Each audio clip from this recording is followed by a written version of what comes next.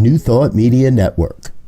We are a global broadcast network of positive music, media, and entertainment, inspiring humanity's evolution along the journey of enlightenment and creating a world of love, peace, empowerment, and prosperity for all.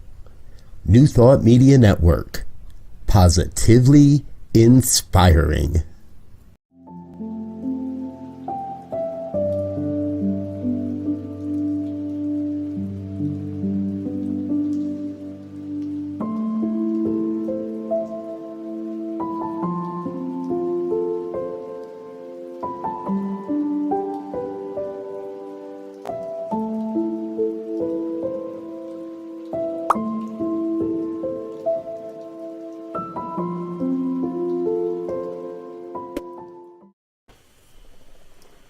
Hello.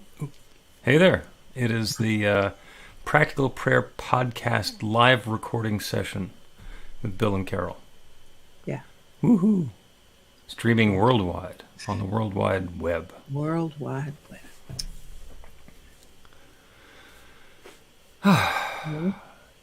So we did the morning meditation this morning. You jumped on after the conversation about the words that we were using, because somebody had requested that we include in meditation an intention for vim and vigor. And the conversation, vim and vigor. Mm-hmm. Yeah. And so the discussion was, what does vim mean? Because everybody knows what vigor means. And everybody thought that vim was just a word that meant more vigor. And it's like, so there was a long discussion about that. Well, it wasn't that long, because we only spent a couple of minutes at it. But, we're concocting the notion that perhaps vim was like a snake oil supplement sort of thing in the mid-1800s, that added to one's zest for life, undoubtedly made with some combination of cocaine and meth and weed. All the good stuff that they used to put in supplements back in the good old days. So every time somebody says vim and vigor, we know what we're asking for, right? Just a little bottle of vim. Okay. But it turns out that, as I looked it up, vim means pretty much vigor. So vim and vigor is simply redundant. Okay. Unexciting. Well, it sounds like it was. It worked. It worked. We also talked about the dog days of summer. Is that what we're in? Because it's so hot? It's actually not because it's so hot. It's called the dog days of summer because it's so hot. And it has nothing to do with dogs. Yeah. My dog is sleeping in my meditation chair. I just wanted to tell him once again it's not about him. No, it turns out it's about the dog star, Sirius, which in this month-long window comes up at sunrise. And it's the brightest star in the sky, so there was the thought that Sirius adding its brightness to the sun is what made it hotter. I see. From early July to early August. So we're almost out of it. It's almost over. It's not getting any cooler just because the constellation is moving around, and again, it didn't really heat us up anyway. Oh, I think it heated up pretty good, don't you? You don't think so? Well, it's a wonderful coincidence. I don't think that Sirius actually added to the heat.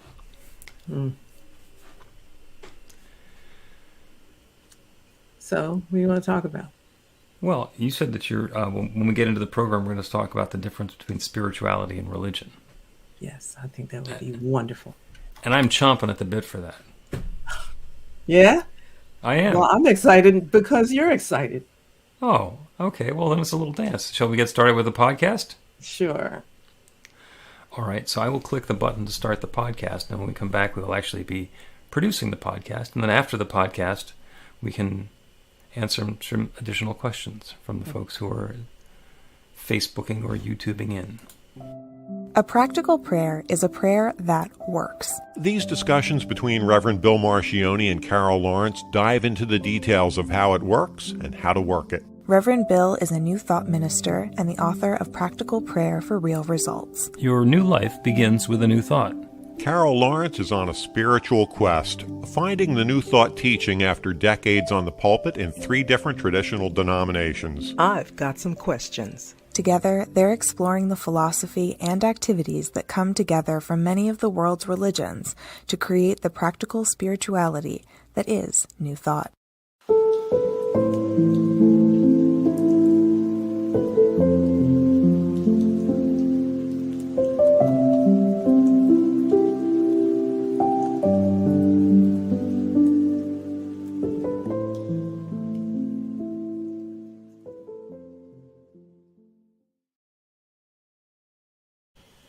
Welcome to the Practical Prayer Podcast. I'm Carol, here with Reverend Dr. Bill Marchiony, and we're going to talk. And we're going to talk. You piqued my interest. We're going to talk about the difference between spirituality and religion. Yes. And there was something that teed you up. It's the abbreviation SBNR, people who say that I'm spiritual but not religious. Yeah, I keep hearing that. When I first sort of made the leap from religion to spirituality, I realized that it was a leap now. Don't get me wrong. It wasn't as big as it is for some, but it was a big enough leap. But I hear that question a lot, and I'm thinking, it's not that big of a, like, why don't you understand this?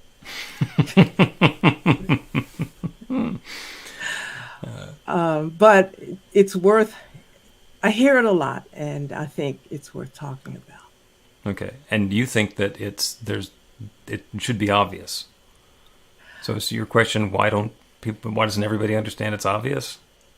Yeah, I want to say yes, but I'm thinking no, not at the same time, because I find I'm fluent in Scripture. Mm-hmm. I ought to be, as long as I was there. So you know religion. I know religion, but I also always felt like I was reading between the lines or pulling back layers of the onion, and that's where spirituality is. So often when people think about the difference between spirituality and religion, they think, well, you got the Bible over here and spirituality over there. And you can look at it like that. You can. Mm-hmm. There are other sacred texts that you can, separate the same way. But Ernest Holmes found a thread through everything. And once I found that thread and I got familiar with it, and as fluent in my understanding, I believe at this point of it, as I almost am of the scriptures, I can see a blend. I can see, I did a series on tracking the law of attraction through the Bible. And I just woke up one morning and said, oh, that's what I want to do. And I did it, and I'm thinking, well, what's the big deal here? Just like, don't take everything at face value. Ask some questions, pull back the layers of the onion, and it's all right there. Yep. Oh, and there is definitely spirituality in religion. I have long contended that everything that's in the Bible is either historical, metaphorical, or metaphysical. And some things cover multiple topics because there's some stuff that's really rich and very well written, and you're much more familiar with it than I am. The problem in the Bible is that the parts aren't labeled.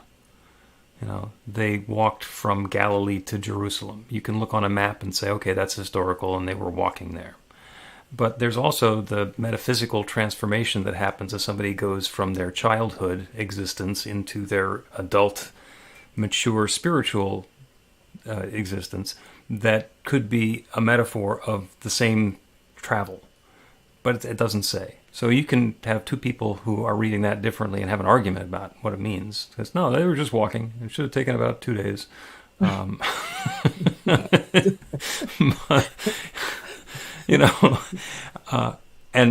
the stuff that's metaphorical is when Jesus was talking, they said, why do you speak in parables? He says, because they don't get it. They don't understand me if I just tell them, so I tell them stories, and then the stories will be illustrating what I'm talking about, and that's metaphorical. And sometimes there's a deep spiritual meaning going on behind the words, which is that whole metaphysical law of attraction, which is also in there. Mm-hmm. And if you know where to look, there's a lot of all three in the Bible. And the entertaining part, I'm going to say it's entertaining rather than tragic. The entertaining part is when people hold up the book and say, this is all historical. It's like, no, it's not. It's just not. I mean, if that's okay with you, and that works for you, that's fine. I never tell anybody either one way or the other. I think you can look at scripture metaphysically from Genesis to Revelations. You can lay that frame on top, that lens on top of it. And that way, just like people look at it, the whole Bible historically, they could do that. You could do that with the whole Bible. I don't see parts here, parts there. I think it's how you, first of all, you want to see it. You have what I call an end game in mind. Mm-hmm. So if your end game means that you look at it historically, because historically everything has to come out a certain way, which agrees with what you think it should, then that's the only way you're going to want to see it. For me, I believe that the spirit is alive and ever changing, dynamic. So therefore, I couldn't look at it historically, because it could be saying this to me today and this to me another day, depending on where I am. I don't think God is just like standing over in a corner, and unless you are on one page seeing one thing, you're incorrect. Life is dynamic. Mm-hmm. And I think that the scripture has to speak to the dynamics of life at every point, which means you have to be open and flexible to receive that. And so that's why I'm wondering, when people say I'm religious and not spiritual, well, yeah, you could look at it like that. But sometimes when people are super religious, I'm thinking like, yeah, so how's that working out for you? I don't mean any disrespect, but what? How's that working out for you? That's okay. For me, and this is my vast oversimplification of the difference between spiritual and religious. In religion, we have framework and rules and structure and hierarchy, and there is somebody who is telling us how to be religious. Mm-hmm. So if you go to the church or the mosque or the synagogue on this particular schedule and you behave according to this way, then you are following our religious tradition, whether it's Christian or Jewish or whatever one it is. So there's somebody who's going to tell you what it is to be a good fill-in-the-blank religious person. And that's fine, because you don't have to, there's no subtlety there. There's somebody else who's telling you what's going on. They're telling you that God says that you're forgiven. And, the person who is following that religious path is off the hook. They don't have to think about anything else. Spirituality, on the other hand, is listening to that still small voice within, that divine presence, that infinite intelligence, and getting the guidance and the insight as to what is right for me now. And what's right changes from time to time based on circumstances and situations. Mm-hmm. It says right there in the Ten Commandments, thou shalt not kill. But then again, when we go to war and somebody attacks us, then killing suddenly becomes okay. And in fact, there's a whole bunch of stories in the Bible about people who were killing each other, and the good guys were doing some of the killing. Mm-hmm. So when did that become okay? Yeah. Why did that change? And that's where spirituality comes in, because is it okay? Is it not okay? Does it change in the context? Does it change based on who I am and what I'm doing in that particular circumstance? Spirituality is much more of a solo endeavor, and we can be religious and be involved in a religious group and be in a spiritual practice as well, and share our spirituality with the people who we share our religion with, and reinforce and uplift and be together with them, to pray together and to follow the holidays together and to meditate together, and that can be really rich. I love being metaphorical. One of my metaphors of the difference between spirituality and religion is Arthur Murray dance lessons. And in Arthur Murray dance lessons, they take the numbered footprints and they put them on the floor.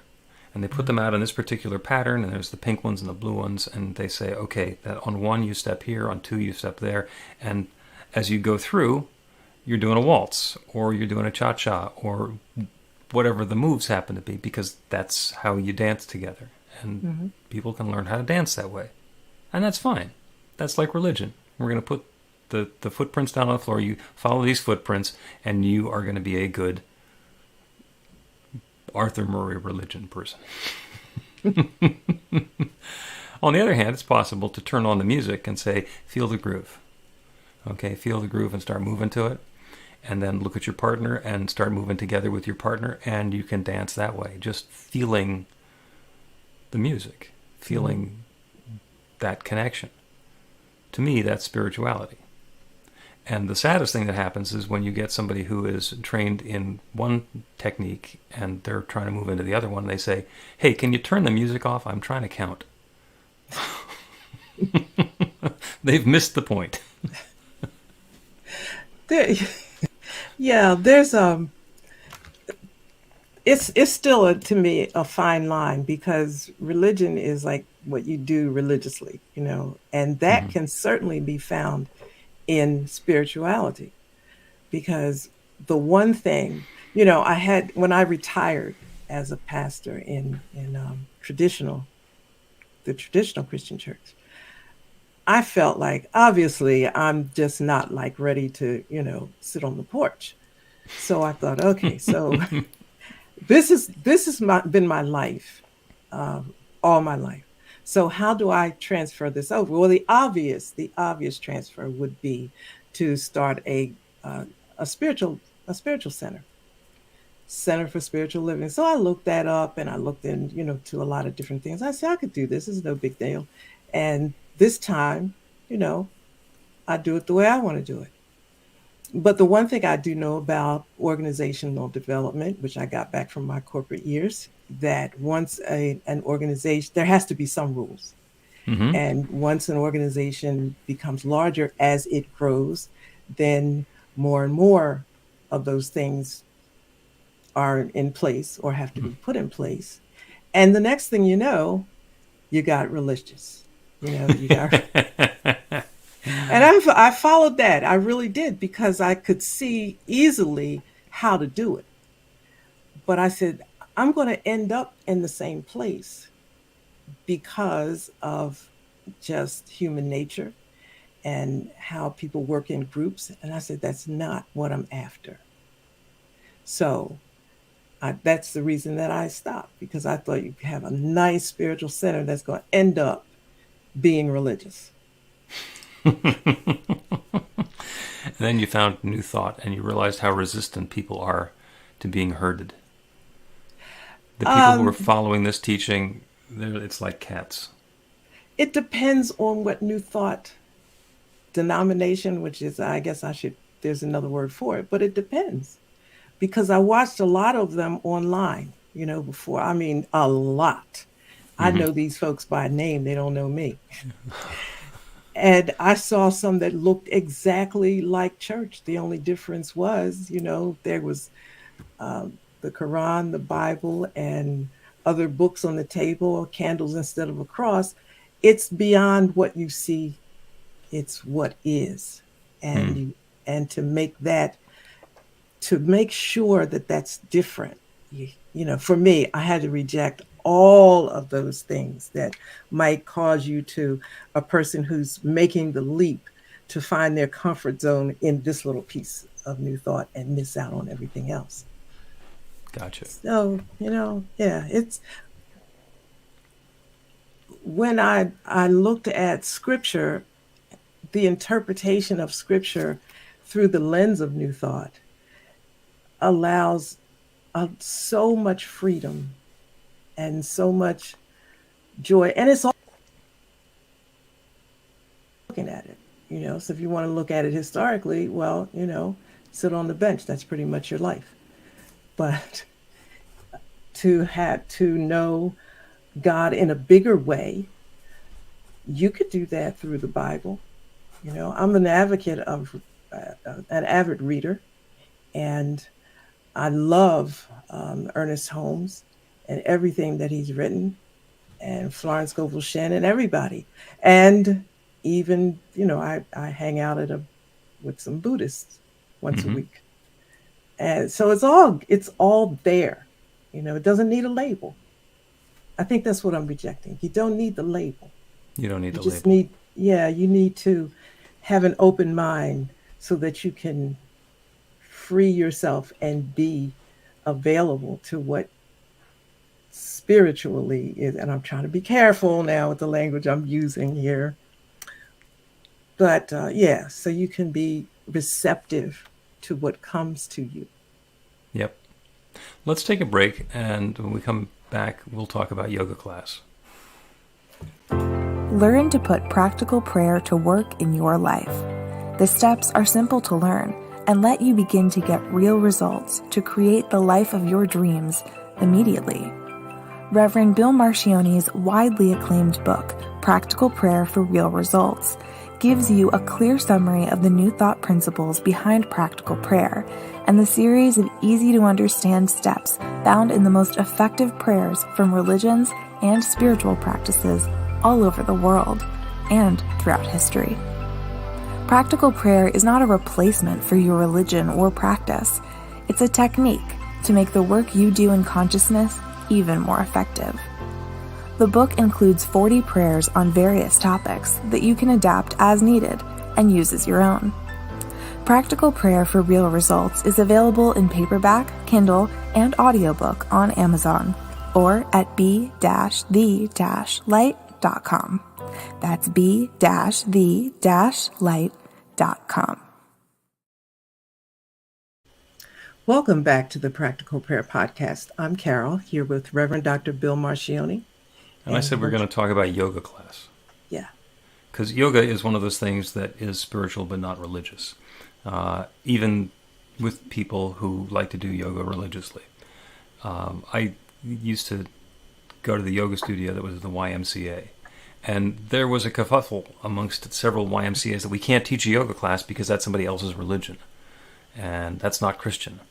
And in fact, I think the state of Alabama had banned yoga classes from physical education in the public schools until just a couple of years ago. And they finally made it be allowable, but the rule was that they're not allowed to end by saying namaste, because that's too Hindu.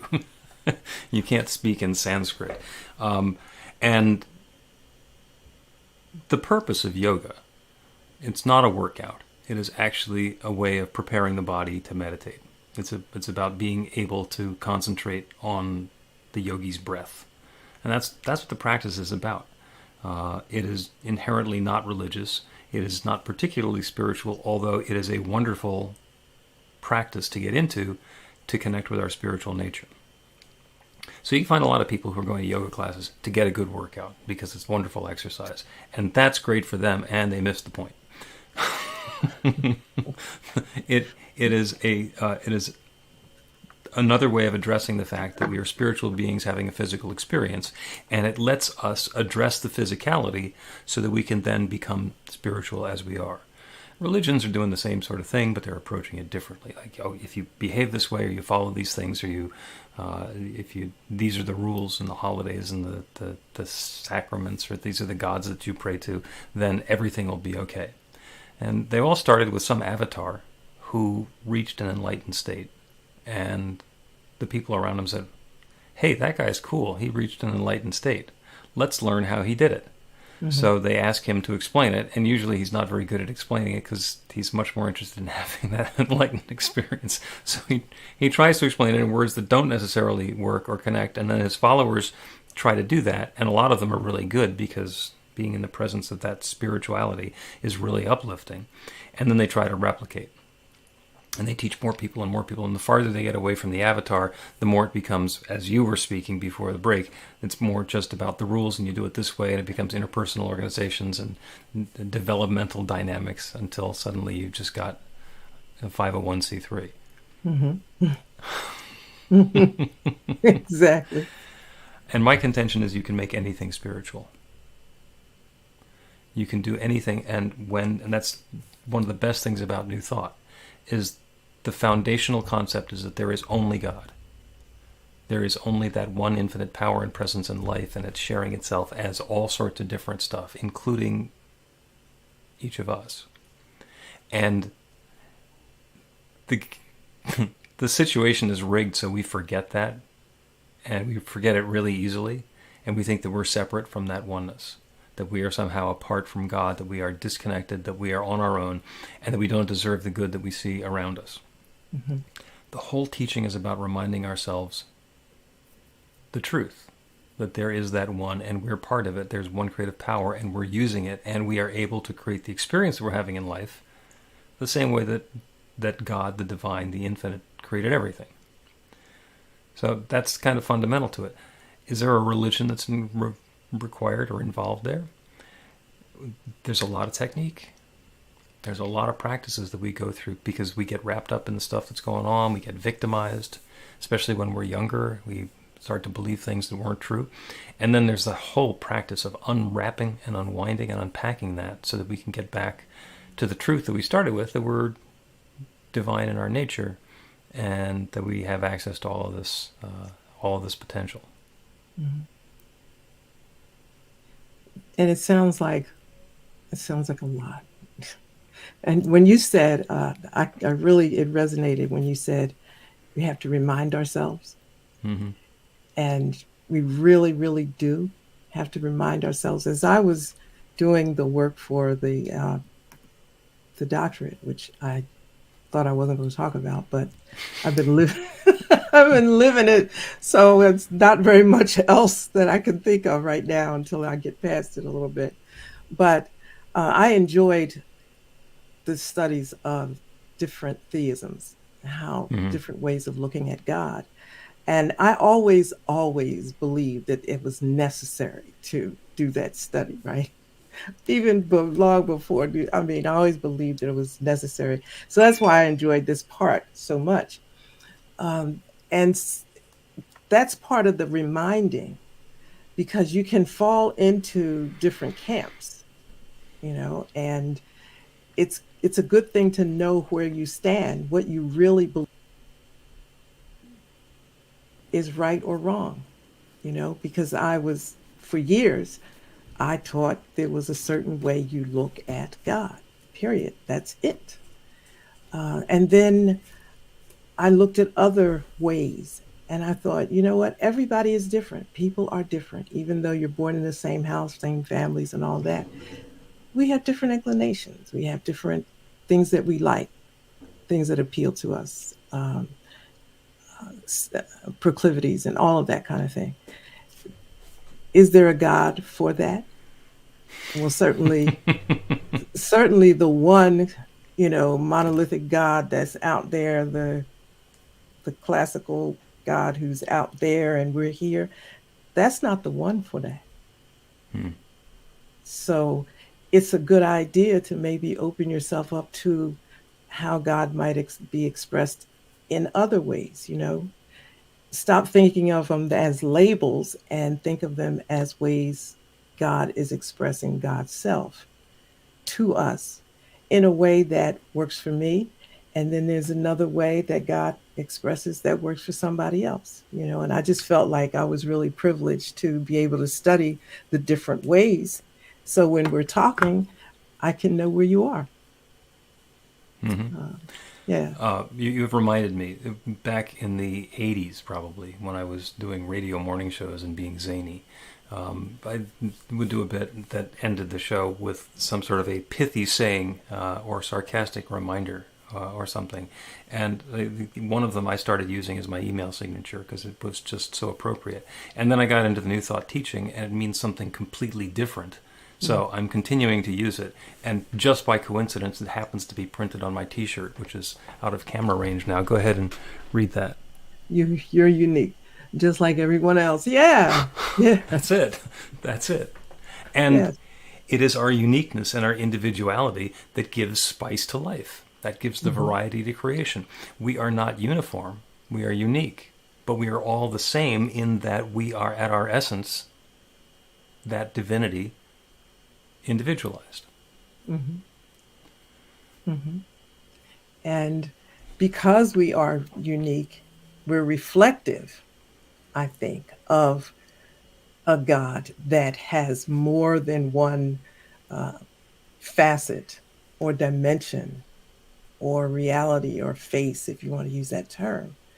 And that's a God, a perspective that I can appreciate, because if I have to tell you that it's just this one God and you chew gum, and that's going to cause you to, have some serious problems in the afterlife, who wants to serve, or who wants to be a part of a God family like that? I mean, so when I did internet radio before I knew anything about what it was, I was doing it in 2007, and but my audience was largely international, and I couldn't figure out why, because people from other places thought differently. And I was talking about things that resonated, or speaking in a way that resonated with people in other places.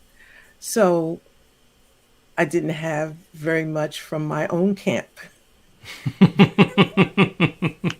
I went into it thinking like I'm just going to have a radio show to it, because I'd done terrestrial radio also.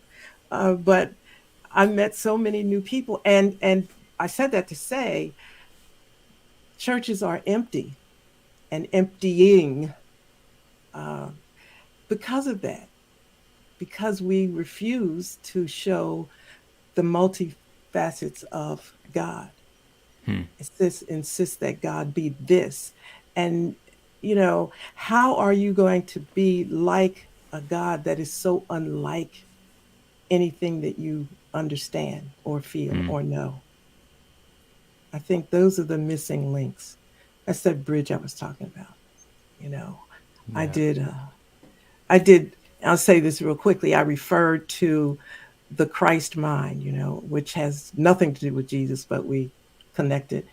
And in church, you want people to be Christ-like. You want people to be like Jesus, because you're putting that, but yet Jesus some is on that image is unattainable, So how can I follow someone who is unattainable? Do you know what I mean? Hmm. He's he's 100% man and 100% God, but you only want to see him this way. I can't be like somebody that's impossible for me to be like. So listen, I'm tired of this. And so people say, I'm not going to church anymore, right? I'm getting smacked for everything I do. And there's a standard that's unrealistic. And you put a guy up here and say, this is the standard. I can't be like that. So there's something wrong with the translation. Oh, yeah. And if you could be like that, then people would find that to be challenging or difficult as well. Because, wait, who are you to get that close? All of that.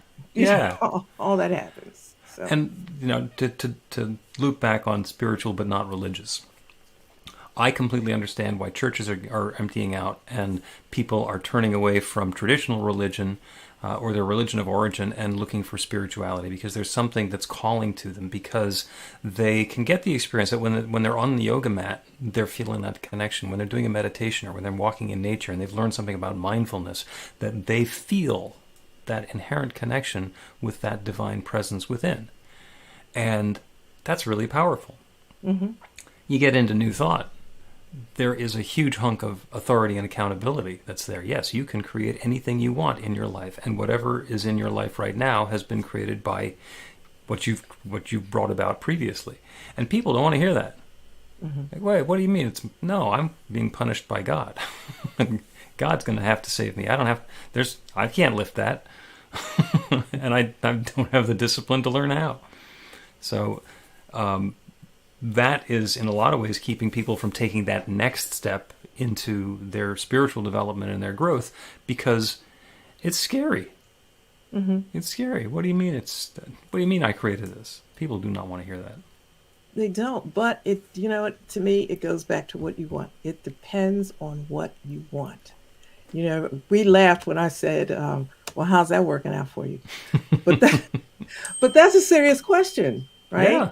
How's it working out for you? If it's not working, you're going to keep on doing it, right? That definition of continuing to do the same thing and expect to get a different result, that's insane. That is So, insanity itself. yeah, so what are you, insane?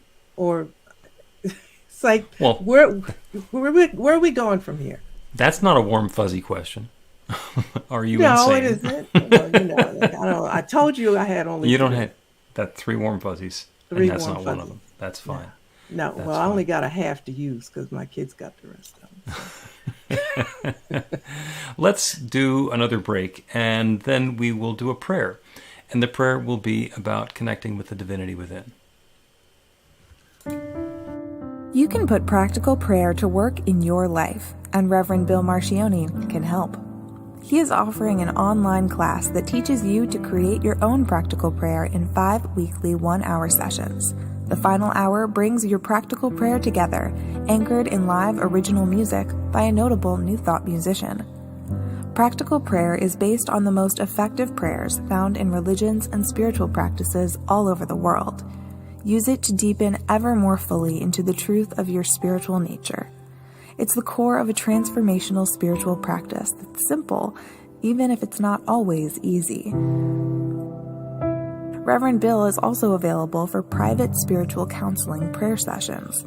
Together, you'll lean into the challenges you've experienced in life and explore the transformation that's possible through practical prayer. You'll uncover old, hidden beliefs and uproot them to make way for the life of your dreams. Everything you need to know is on the website at b-v-light.com. That's b-v-light.com.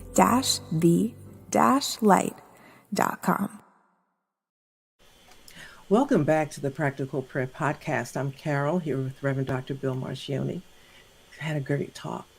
Yeah, spiritual or religious, or spiritual but not religious, SBNR, as people are going through their transformation.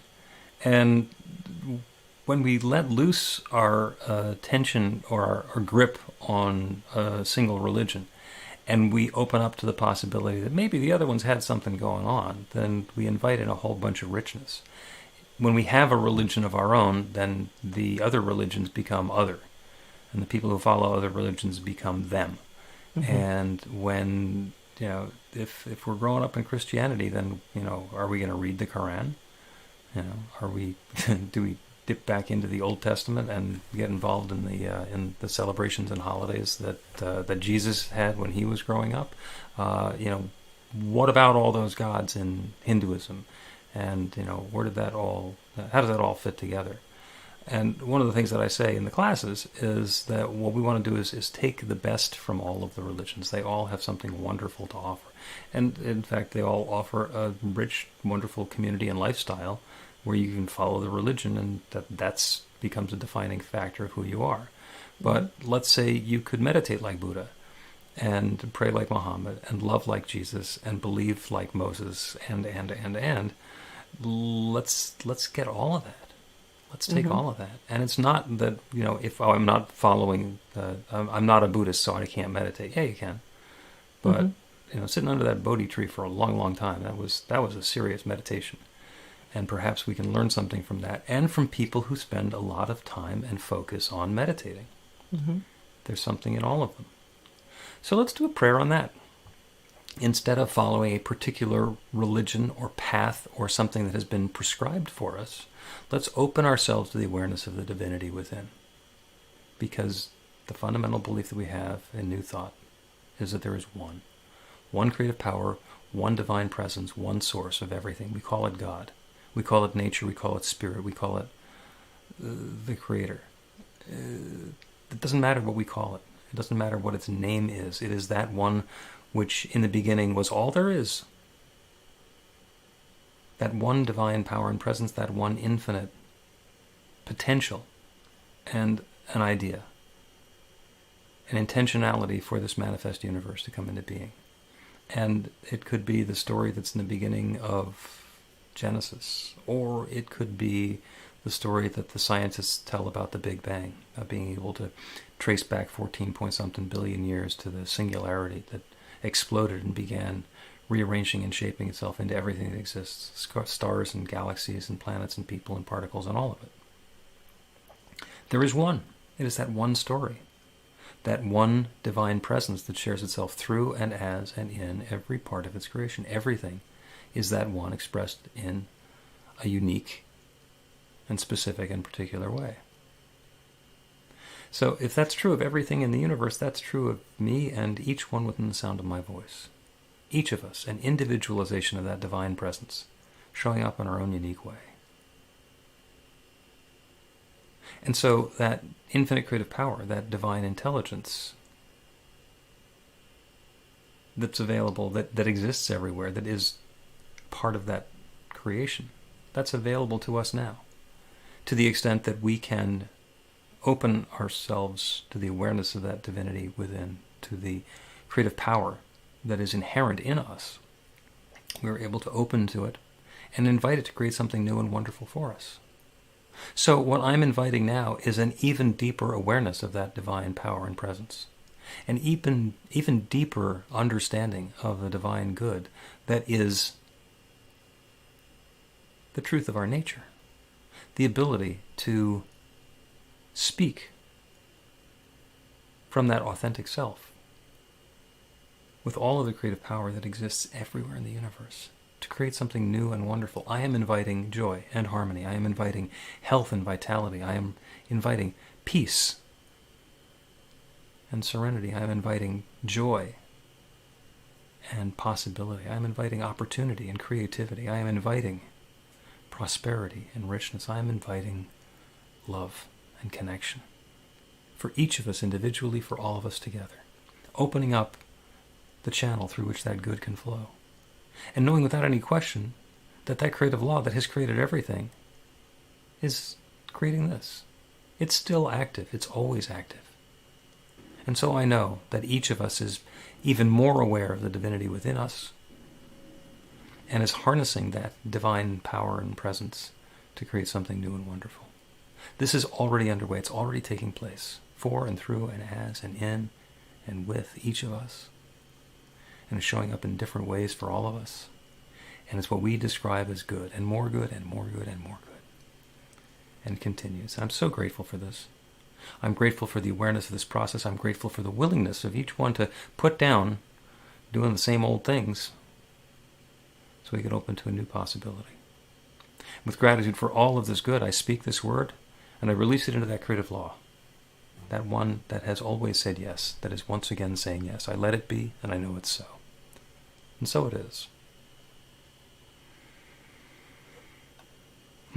The Practical Prayer Podcast with Reverend Bill Marchiony and Carol Lawrence is a production of BeTheLight.com. be-the-light.com. Where you can find more information about practical prayer for real results. Our theme is by Music of Wisdom.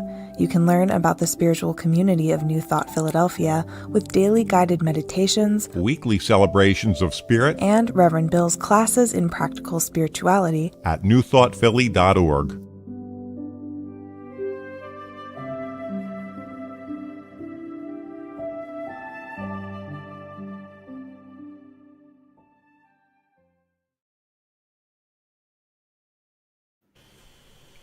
And welcome to the post show. Welcome to the post show. Yeah, got a nice Diego comment from Reyes. Yep, Diego. I got to spend the week with him out at the INTA Congress. Oh, it's already last month. Yeah, so he's on the New Thought Media Network team. Oh, okay. So should bump into him, right? Oh yeah. He produces a bunch of the shows that are on the network. So we were just sitting over here hiding in our corner. A podcast recording session that we put on television. Okay. So Yeah. So we talked about spiritual and not religious. I think that there's so much fear out there. People are just afraid of letting go of what they have and afraid of entertaining what you might be sharing. That's what I get a lot of. Mm-hmm. And one person said, I really like you because you don't ever tell me I have to leave my church. And I said, you don't. You don't. The only thing that would be helpful is to have an open mind. Mm-hmm. And if you do that, I mean, you can sit anywhere you want. You'll make a decision whether you should leave or not. And I really believe that. I think if you sit in the traditional church with an open mind, it might be difficult to stay there after a while, but you could go a long way with it. And I say that because, and you know this, I was like, listen, I don't want to deal with this Bible anymore. It's causing me enough pain, and it's just, not helping people to grow. And I had all these, like a whole list of reasons why it was not the sacred text I was going to use anymore. And I was into whatever one I got my hands on. And there's so much, I thought, the Bible says a lot of this. So,